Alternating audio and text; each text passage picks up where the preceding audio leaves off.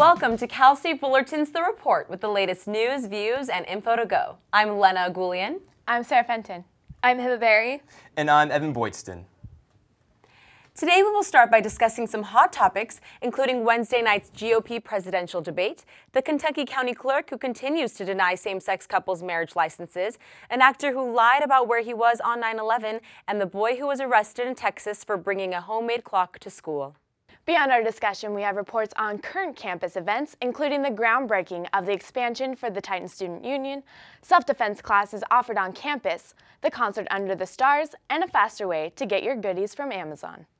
And finally, we conclude with local and national news about a massive earthquake in Chile, deadly wildfires raging throughout California, a new world, or should we say galaxy, coming to Disneyland, and more. But first, we'll begin with our segment called Hot Topics. On Wednesday, the Republican presidential candidates took to the stage at Reagan Library in Simi Valley for the GOP presidential debate. Among the 11 candidates were Senator Marco Rubio, former Florida Governor Jeb Bush, Carly Fiorina, and Donald Trump. During the 3-hour debate, candidates spoke about immigration, the Iran nuclear deal, and defunding Planned Parenthood, as well as taking shots at President Barack Obama and Democratic presidential nominee Hillary Clinton. CNN lists Fiorina, Bush, and Rubio as winners, but Trump still leads in the polls. Did you guys watch the debate? Was there a clear winner and a clear loser?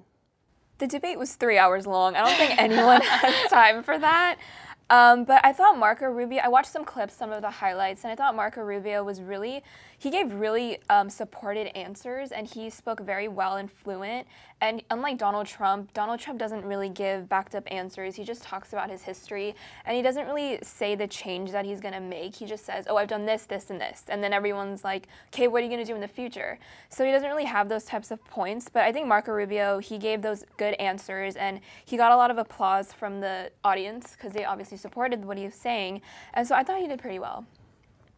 Yeah, I got home from class and it was on. My family had it. They were sitting around the TV watching it, and I sat there and I watched it for a while, especially the first part, and I couldn't sit there any longer. It was just, it was the Donald Trump show. He was in every shot. He was either in a split screen, or if he was next to the other candidate talking, he was in that shot. He was there primarily for ratings. So. One, I didn't like that just because that felt more of like a reality TV show than a debate. And in that first hour, I feel like they didn't even get to some of the issues that they should have been discussing. It was more about their background and how they've done, or they're asking questions like, oh, Donald Trump said this. How do you feel about that? Not the issues. So. Well, that's when like Chris Christie even came in and set them straight, saying like, yeah, we know you're successful. Yeah, we were doing this, but we have actual legitimate issues going on that we need to talk about. So I know that he got a lot of applause after that too. But I know also Fiorina definitely held her own this time around at the debate because she was actually in this debate now because she's one of the top contenders, and she didn't even budge when Donald Trump said like, oh, I think you're beautiful and you have a beautiful face, and she just stood there straight faced, which is good, you know, like she didn't let that comment affect her at all. Well, I didn't watch it, but we'll see what happens after, all of the debates and all that. On our last broadcast, we talked about the county clerk in Kentucky who spent time in jail for refusing to administer same-sex couples a marriage license. Since then, Kim Davis has been released from jail and has said she would not bar her deputies from issuing the licenses, but she has instead altered the templates to remove her name and title. The Associated Press reports the American Civil Liberties Union is concerned the document alteration renders the licenses invalid. James Essex, director of the ACLU's Lesbian, Gay, Bisexual, and Transgender Project, said Davis, quote, has to do her job, end quote. Do you think Davis's religious freedom is a good reason to deny the gay community their freedom to marry? And what about the celebrity she's gained?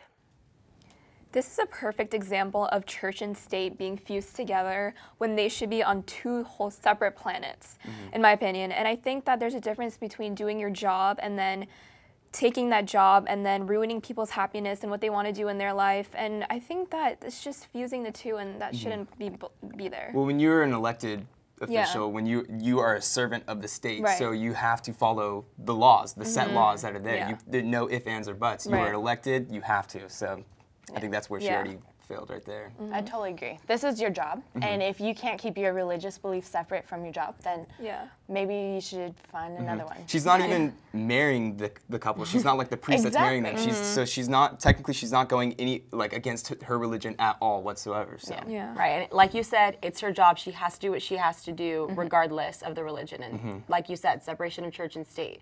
So you have to license the marriages. You have to. So I just think it's about the celebrity she's gained. I find it interesting. I believe that, the news does do this. We find someone and we just report on that person over and over and over because it's bringing in ratings. And as far as the celebrity goes, I mean, I don't know. I don't know how long this will She showed up last. at her rally and they were playing "Eye of the Tiger" when she was I really heard excited. about that. And stuff like that. That's what separates the country so much. Though, It's like.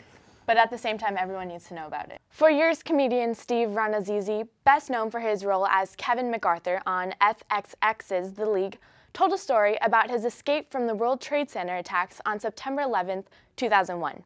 He weaved an elaborate tale about working on the 54th floor of the South Tower when the first plane hit the North Tower. In an interview in 2009 with Mark Maron, Rannazzisi said, quote, "I was there and then the first tower got hit, and we were like jostled all over the place," end quote. Rannazzisi went on to say that he used 9/11 as a reason to pursue a career as an entertainer. Well, as it turns out, that story was nothing but a big lie. On Tuesday, Rannazzisi was confronted with evidence that discredited the story and was forced to come clean. The New York Times reports Rannazzisi released a statement through his publicist that said, quote, "I was not at the Trade Center on that day. I don't know why I said this. This was unexcusable. I am truly, truly sorry," end quote. It's unclear how this admission will affect Rannazzisi's role on the league or how this will hurt his sponsorship with Buffalo Wild Wings. What do you guys think? Should he lose his endorsement or even his job? I mean, what was he even thinking? I don't think he was thinking at all.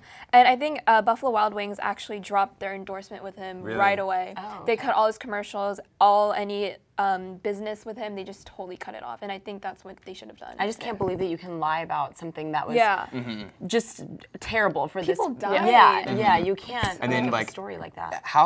For how many years now? Yeah. He's It's held more that? than 10 years. Yeah, that's incredible. And then he's like stuck with that. Yeah. As the story. How do you wake up every morning knowing that the career that you have now is based off of lies you told years ago? Yeah. That's just, I would feel guilty every single day I woke up. So did he use this to gain celebrity about it? Is He that did, how? yeah. Okay. In the statement, he used it because he wanted to get into the entertainment You'll get industry. cast more if you have a story like that. But now that, Okay, that makes sense. every casting agency is going to know who this person is. Exactly, Going to yeah. know that he lied. So He's definitely got a black mark on him now. yeah, and I don't know what the league is going to do about this, but I know for a fact he's probably not going to get cast in a lot of things to come. Yeah. No. So, I mean, you lied about being in 9/11. So. Yeah. And obviously the truth will come out sometime. Mhm. So Exactly, yeah. he should have Someone known. obviously felt moved to dig up that information and find out that he was lying. So that's what's also interesting too. Like someone was really affected that they had to figure out the real story behind this guy. So that's also another interesting thing too. But. Ahmed Mohammed, a 14-year-old high school student in Irving, Texas, brought a homemade digital clock to class to show his teacher. Instead of being praised for his ingenuity, Ahmed was arrested and let out of the school in handcuffs. An Irving police spokesman, Officer James McClellan, told CNN that Mohammed would not be charged, but that he should have been, quote, more forthcoming by going beyond the description that he made was a clock, end quote. Word about the boy spread quickly on Twitter, and soon the hashtag #IStandWithAhmed began trending worldwide. President Obama and Facebook creator Mark Zuckerberg both tweeted their support for Mohammed, along with Hillary Clinton and U.S. Secretary of Education Arne Duncan. In an interview with CNN, Aliyah Salem of the Council of American Islamic Relations said, quote, I think this wouldn't even be a question if his name wasn't Ahmed Mohammed, end quote. What do you think? Was the school right to arrest Mohammed? Were they acting out of precaution, or did the boy's religion and ethnicity play a role in his arrest?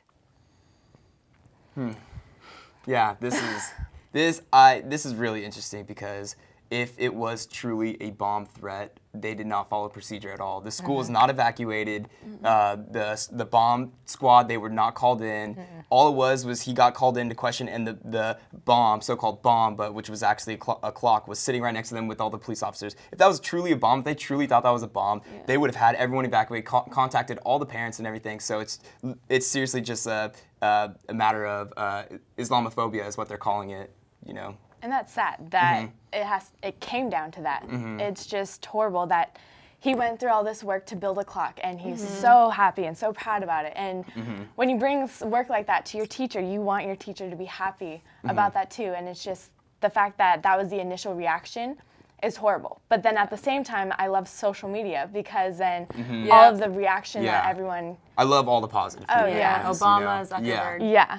I thought that was awesome. People were posting pictures with clocks, like holding clocks, saying, I stand. It was awesome. I loved that. This poor kid, though, his innocence is gone because he literally thought that his teachers would be excited to see this clock. He really didn't understand how the world has been going down right now. That's what, from what I saw, he's still so confused. Like, I brought a clock. He still doesn't know what the reasoning was, and then now he's learning how the United States is going down with the whole Islamophobia and everything, which is so sad because that's the last of his innocence. It's gone. Right. And then I was also watching interviews of him, and he was saying that he wants to go to MIT. And when he was arrested and in the handcuffs, he felt so violated and inhuman. And it was just so sad because here he is making a clock. Who knows how to make a clock? Nobody. And people, all they see is the color of his skin, and it's just so sad. Well, and his father is a pretty prominent politician from the country that he's originally from. So he came and he said, no, this is not right, and he couldn't even talk to his son for the first few hours because they were questioning him. Then they were doing fingerprints. Couldn't even get their lawyer in on this or anything, just because he was a juvenile, and so there's all these different requirements and everything. So it was just super sad. I'm glad it worked out in the end towards And now we turn to current campus events and news. On Wednesday, several ASI officials and campus dignitaries performed a ceremonial groundbreaking for the Titan Student Union expansion. President Mildred Garcia and ASI President Michael Badal were on hand to talk about the exciting new project. The campus's new living room, as President Garcia calls it, will add 26,000 square feet and includes a 3-story addition to the southeast corner of the existing structure. The project includes expanded lounge areas and specific group study spaces, as well as a revamped lower-level garden cafe area. Funding for the expansion was secured through existing Titan Student Centers reserves, meaning there were no tuition fee increases or debt created. The new TSU will be operational by spring 2017. The Cal State Fullerton Police Department is offering a 3-part rape aggression defense program on September 28th, September 25th, and October 2nd. The classes will be held in the Student Recreation Center from 1 to 5 p.m. Attendees should wear comfortable workout clothes and shoes and should arrive early as the classes run on a first-come, first-served basis. There's a $25 fee to attend RAD, and participants must pay by credit card.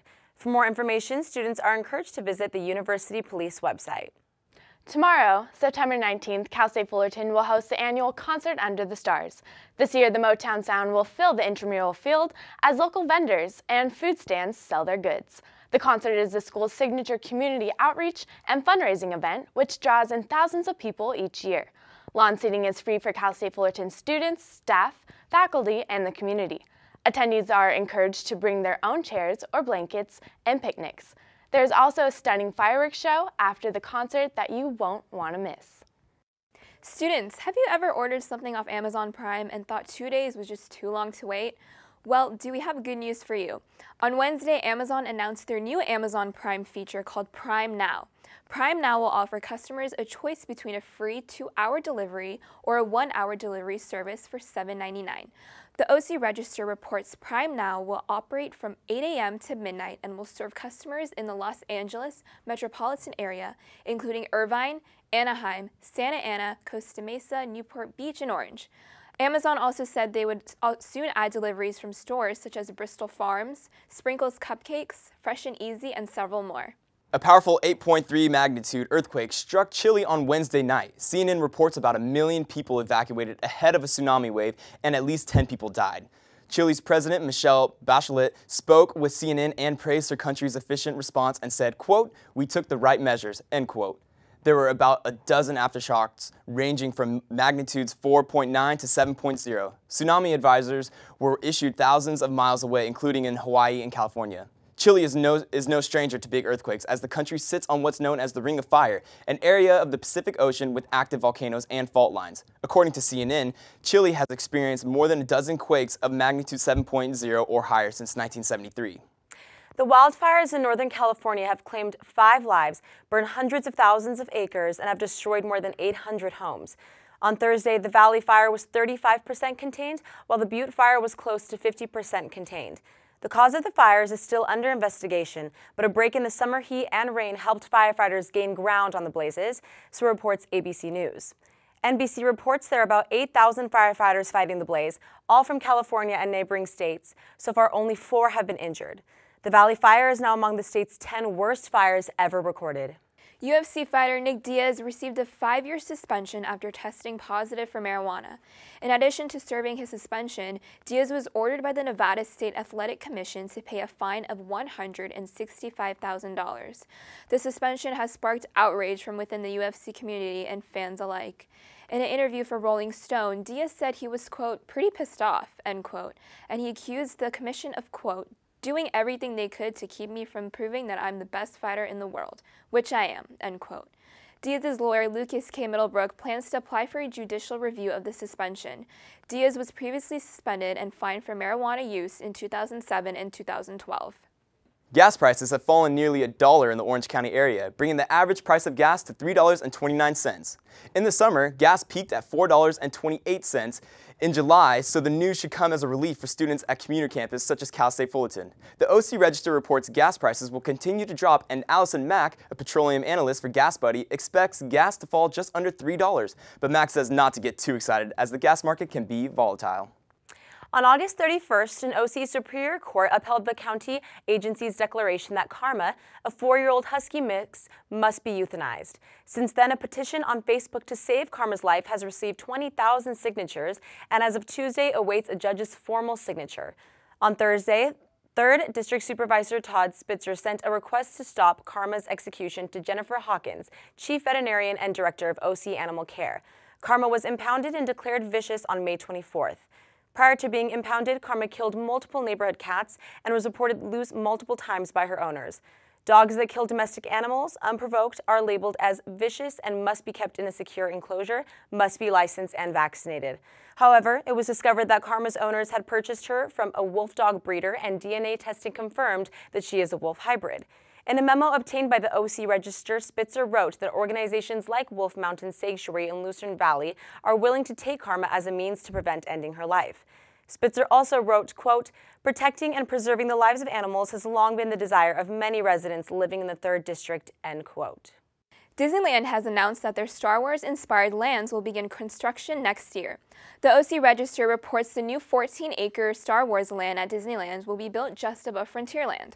Walt Disney Company Chairman Bob Iger said, quote, this land will immerse visitors in the pseudo-reality Disney will create, end quote, complete with humanoids, aliens, and droids. The new lands, or galaxy if you will feature several attractions, including a Millennium Falcon ride and a cantina similar to the Mos Eisley Cantina in the films.